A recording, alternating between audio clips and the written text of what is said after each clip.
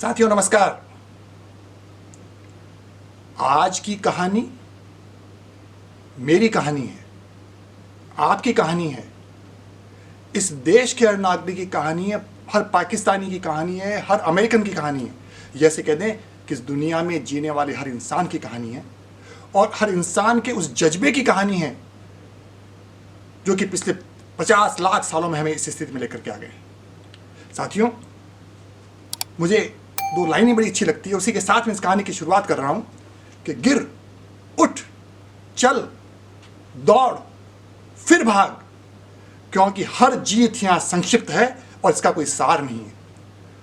मानव का जज्बा इतना तगड़ा रहा है पिछले सालों में कि हर जीत हमें छोटी लगने लग गई।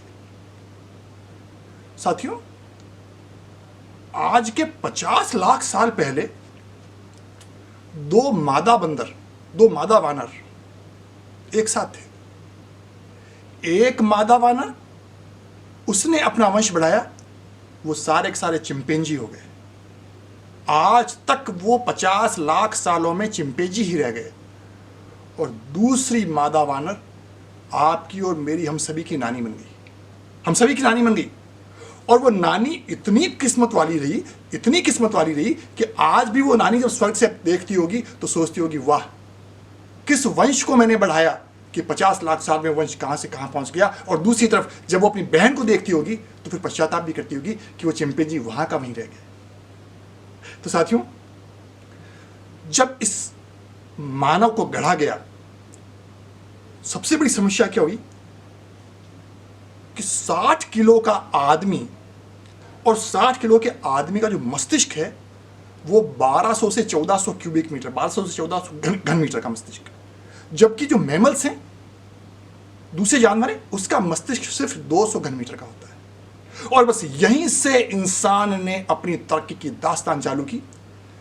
शायद जाने अनजाने में उस इंसान को पता लग गया कि जो मस्तिष्क की पावर है उसके साइज में नहीं, वो उसकी आंतरिक शक्ति में हुआ करती है। और उसी मस्तिष्क की शक्ति को पहचान करके आज तक की विजय गाथा लिखता चला गया। और साथियों, ये जो मस्तिष्क है ना आदमी का, ये कुल शरीर का 3% होता है, 3%। और उसी 3% मस्तिष्क का उपयोग उसने इतना बढ़िया किया कि आज की गौरव गाथा, आज की विजय गाथा उसी मानव मस्तिष्क को समर्पित है। चलते चलते साथियों, सोचिए कि चिंपैंजी और वानर आज भी 4 पैरों पर चल रहे हैं। मैं कहता हूं सबसे बड़ी क्रांति जिस मानव इतिहास को हुई है कि इंसान ने 2 पैरों पर खड़ा होना सीख लिया। सारी क्रांतियां फेल है उसके सामने। अगर आज मुझे कोई पूछे कि सबसे बड़ी क्रांति अगर मानव इतिहास में हुई है तो इंसान ने 2 पैरों पर खड़ा होना सीख लिया। और जब 2 पैरों पर खड़ा होना सीखा तो उसकी बहुत बड़ी कीमत भी उसी इंसान ने चुकाई। साथियों, क्योंकि जब आदमी तनकर खड़ा हुआ तो इस कपाल और इस मस्तिष्क को संभालना सबसे बड़ी चुनौती थी। क्योंकि 4 पैर होते हैं तो उस मस्तिष्क को ऑटोमेटिक बैलेंस होता है, लेकिन जब 2 पैरों पर आदमी खड़ा होता है, जैसे मैं आज खड़ा हूं, मेरे इस मस्तिष्क को संभालना कितनी बड़ी चुनौती उसकी हुई होगी। तन के खड़ा होना, बैलेंस बनाना, और आज भी उस यांत्रणा को, उस दर्द को भोग रहा है। वो दर्द किस तरह से है कि 50 लाख साल के बाद भी आज भी इंसान में जो पीठ का दर्द होता है, कमर का दर्द होता है, वो सिर्फ हमारे तनकर खड़ा होने की इस गौरव गाथा की इस यंत्रणा को हम भोग रहे हैं। हर क्रांति जो हमने की है उसकी यंत्रणा को हमने भोगा है, उसके दर्द को भी हमने भोगा है। लेकिन इंसान का जज्बा है कि हर यंत्रणा और हर दर्द को वो भोगता चला जाता है। औरतें, स्त्रियों के साथ साथियों दूसरी समस्या होगी। जब स्त्री भी तन के खड़ी हुई तो प्रॉब्लम ये थी कि उसके लिए उसके ब्रेस्ट का छोटा होना जरूरी हो गया। और साथियों, लाखों सालों के बाद वो जो स्त्री जिसका ब्रेस्ट बहुत बड़ा था, उसको जब छोटा होना पड़ा तो उसकी भी यंत्रणा हुई कि उसने औरतों की डिलीवरी ट्यूब को संकुचित कर दिया। और जब डिलीवरी ट्यूब छोटी हुई तो उसकी कौन सी यंत्रणा औरत के सामने आई? प्रसवकालीन मृत्यु दर सबसे ज्यादा होने लगी। ये तो आज हमने फिर भी मेडिकल फैसिलिटीज हो गई, उसकी मैं चर्चा बाद में करूंगा, लेकिन हजारों सालों तक हमारी महिलाओं ने उस यंत्रणा को भोगा है। जब वो 2 पैरों पर खड़ी हुई तो प्रसवकालीन मृत्यु 35% रेट, प्रसवकालीन मृत्यु की 36% रेट। क्योंकि जब आप खड़े होने लगे तो आपकी ट्यूब को उसने छोटा कर दिया। साथियों, इससे भी बड़ी बात मैं आपको बताऊं, ये जितनी भी हमारी नानी थी और जो वंश निकले, वो सारे के सारे वंशज और सारे के सारे हमारे पुरखे अफ्रीका में केंद्रित हो गए, अफ्रीका में केंद्रित हो गए। अब सोचिए कितनी बड़ी क्रांति आज के 70,000 साल पहले के इंसान ने की होगी कि अफ्रीका से निकलकर वो हमारे पूर्वज एशिया में और दूसरे देशों में चले गए, एशिया में चले गए, पूर्वी यूरोप में चले गए। और इससे भी बड़ी क्रांति 45,000 साल पहले आदमी एशिया से निकल करके ऑस्ट्रेलिया में पहुंच गया। लंबा चौड़ा समुद्र, कोई नाव नहीं, कोई स्टीमर नहीं, छोटी छोटी डोंगियां उसने डेवलप की, बांसों के सहारे उसने छोटी छोटी नावें बनाई जो आज भी होती कई बार गाँव में होते। उन डोंगियों के सहारे वो एशिया को पार करता हुआ ऑस्ट्रेलिया तक पहुंच गया। सोचिए साथियों, कितनी बड़ी क्रांतियां रोज हमने की है।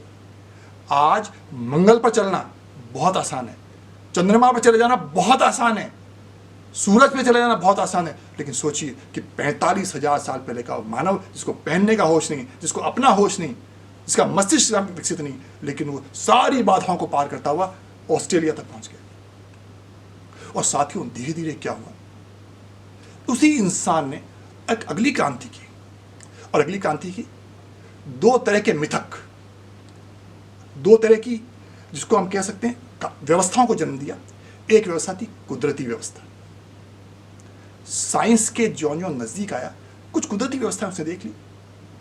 गुरुत्वाकर्षण का नियम है, एक कुदरती व्यवस्था थी, देखता गया, समझता गया। और दूसरी व्यवस्था थी, और वो थी कल्पित व्यवस्था।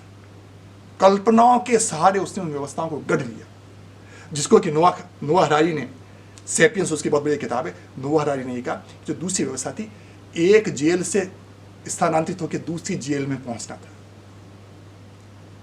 ईसाई हैं आज, कुछ जैन हैं, कुछ बौद्ध हैं, ये सारी की सारी कल्पित व्यवस्थाएं थी, कभी भी ढह सकने वाली व्यवस्थाएं थी। सोचिए, आज मैं जैन हूं, अगर सारे के सारे जैन महावीर को ना माने, जैनिज्म ढह जाएगा। कल्पित व्यवस्था है, मेंटल एब्स्ट्रैक्शन है और कुछ नहीं है। हो सकता है कि आपको मेरी बात अच्छी ना लगे, लेकिन ये मेंटल एब्स्ट्रैक्शन है। आज सारे के सारे ईसाई अगर क्राइस्ट को मानने से मना कर दें, ईसाईयत ढह जाएगी, क्योंकि कल्पित व्यवस्था थी। तो ज्यों ज्यों इंसान की क्रांति चालू हुई, तो फिर अगली क्रांति हुई कि हमने एक तरफ कुदरती व्यवस्था को जन्म दिया और एक तरफ काल्पनिक व्यवस्था को जन्म दिया, कल्पित व्यवस्था को जन्म दिया। और उस कल्पित व्यवस्था में मेंटल एब्स्ट्रैक्शन, मानसिक संतोष जो हमें मिला, उस व्यवस्था को जन्म दे दिया। अब मैं आपको दूसरा उदाहरण दे रहा हूं। हम आज तक कहते रहे कि इस देश में 33 करोड़ देवी देवता हैं, 33 करोड़ देवी देवता हैं, देश का विभाजन हो गया, पाकिस्तान में एक भी देवी देवता नहीं गया। आज भी हम यही कह रहे हैं कि 33 करोड़ है, 45 करोड़ कह रहे हैं, कल्पित व्यवस्था है। लेकिन जब मस्तिष्क विकसित होता है, इंसान क्रांति के दौर से गुजरता है, तो कभी कभी सारी सीमाएं टूटती है, नई मानसिक अवधारणा व्यक्ति करता है, नई मानसिक अवस्था में व्यक्ति पहुंचता है, नई मानसिक चेतना में व्यक्ति पहुंचता है, और चेतना में किसी तरह की कल्पना गढ़ी जा सकती है, किसी तरह की कुदरती व्यवस्थाओं को जन्म भी दिया जा सकता है। और साथियों, और उसके साथ ही साथ अब दूसरा संकट आने लगा, और वो संकट था मानव के अस्तित्व का संकट। मेडिकल फैसिलिटीज नहीं, survival was the biggest challenge. अब मैं आपको उदाहरण दे रहा हूं कि सर्वाइवल किस तरह का चैलेंज था आपके और हमारे मानव के लिए। 1237 में इंग्लैंड में सम्राट बने एडवर्ड फर्स्ट।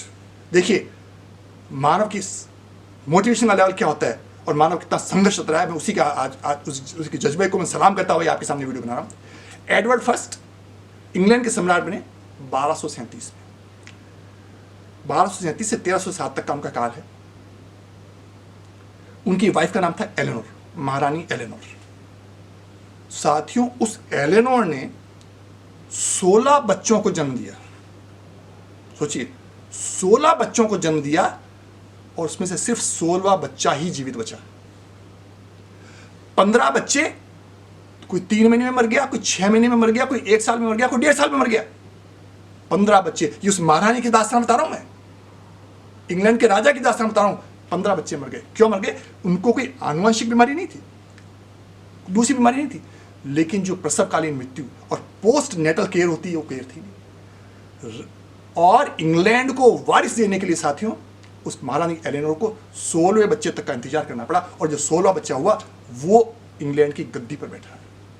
ये उस समय के राजा महाराजों की स्थिति थी। आप संघर्ष सोच सकते हैं कि जो क्रांति आज हम कहते हैं कि इंटरनेट क्रांति और ये क्रांति, हमारी पीढ़ी ने हर रोज नई क्रांति की है, हर वर्ष नई क्रांति की है, सिर्फ हमें आज तक हम उसको साझा नहीं कर सके। और शायद ये पहला वीडियो बन रहा है, मैं उन क्रांतियों के दौर को आपको साझा कर रहा हूँ। साथियों, उस समय 1237 के जिस दौर की बात बता रहा हूँ मैं, उस समय बाल मृत्यु दर थी 42%। 42%। आज तो सिर्फ 3% लगी है। आज हमारे अस्पताल में अगर एक बच्चा भी मर जाता है ना, पूरे के पूरे अस्पताल के स्टाफ की खाट खड़ी हो जाती है। लेकिन उस समय इतनी जबरदस्त मृत्यु दर क्योंकि पूछने वाला नहीं था। अब मैं आपको दूसरी क्रांति की बात बता रहा हूं। सन 1815 में वाटरलू का युद्ध हुआ, नेपोलियन और रशियन फोर्सेस के बीच में। कहते हैं कि वाटरलू का जब युद्ध हुआ, उसके साथ साथ सैनिकों के साथ साथ सैकड़ों कसाई और सैकड़ों लकड़ी का काम करने वाले कारपेंटर्स को भी युद्ध के साथ ले जाया जाता था। क्यों ले जाया जाता था? वो इसलिए ले जाया जाता था साथियों कि उस समय एनेस्थीसिया का आविष्कार तो हुआ नहीं था। जब भी किसी के अंग वगैरह में लग जाती, हाथ पैर टूट जाते, तो 4-4 आदमी एक उस रोगी को पकड़ते थे, उसके बाद आरी से उसके हड्डियों को काटा जाता था और इससे उसकी शल्य चिकित्सा की जाती थी। और कसाई भी इसीलिए ले जाए जाते थे, कारपेंटर भी इसीलिए ले जाए जाते थे। और जो वाटरलू का युद्ध हुआ, उसके बाद लोगों ने देखा दूसरे दिन 60,000 से ऊपर हाथ और पैरों की हड्डियां कटी हुई लोगों ने मैदानों में देखी। कसाई वहां पर अपना काम कर रहे थे, बढ़ाई अपना काम कर रहे थे, सारा का सारा इसलिए कि शल्य चिकित्सा नाम की कुछ चीज नहीं थी। 19वीं शताब्दी में जब एनेस्थीसिया का आविष्कार हुआ, वो अपने आप में फिर एक मानसिक क्रांति होगी, एक साइंस की क्रांति होगी। अब मैं आपको फिर एक दूसरी चीज बता रहा हूं साथियों। आज के इस चमचमाते दौर में London, Paris, New York, Delhi, Bombay, Shanghai, एक से एक जब आप किसी शहर का नाम लेते हैं, आपकी आंखों के सामने वो ग्लैमर नजर आता है, वो चकाचौंध नजर आती है, वो रोशनी नजर आती है। लेकिन 500 साल पहले, अब मैं 500 साल पहले की बात कर रहा हूँ, 1500 मतलब 500 साल पहले, सन 1500 ईस्वी तक इस दुनिया में सिर्फ 10 ऐसे शहर थे, 10 ऐसे शहर थे जिनकी आबादी 1 लाख से ज्यादा थी। सिर्फ 1 लाख से ज्यादा, और वो भी 10 शहर, उसमें लंदन, पेरिस, न्यूयॉर्क, शंघाई सब कुछ आ गया। और इन सभी शहरों में शाम को 7 बजे के बाद जो लाइट हुआ करती थी, वो लाइट जो है लालटेन या चिमनियां या मशालों के जरिए इन शहरों को रोशन किया जाता था। सोचिए 500 साल में कहां से कहां पहुंच गए। फिर एक दूसरी क्रांति बता रहा हूं। 16वीं से 19वीं शताब्दी तक 1 करोड़ अफ्रीकी गुलाम संयुक्त राज्य अमेरिका में लेके आए गए। 1 करोड़ अफ्रीकी गुलाम, जिन गुलामों के पैरों में जंजीरें होती थी, बेड़ियां बंधी रहती थी, जहाजों में भर भर के उनको अमेरिका लाया जाता था और उनको गन्ने के खेतों में काम करने के लिए लगाया जाता था।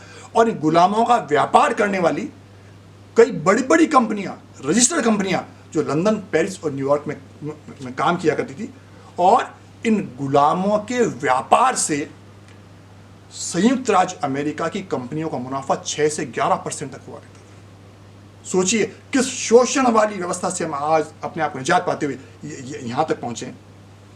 और इससे भी बड़ी क्रांति साथियों, सन 1600 तक चांद और सूरज सिर्फ देवताओं के निवास माने जाते थे।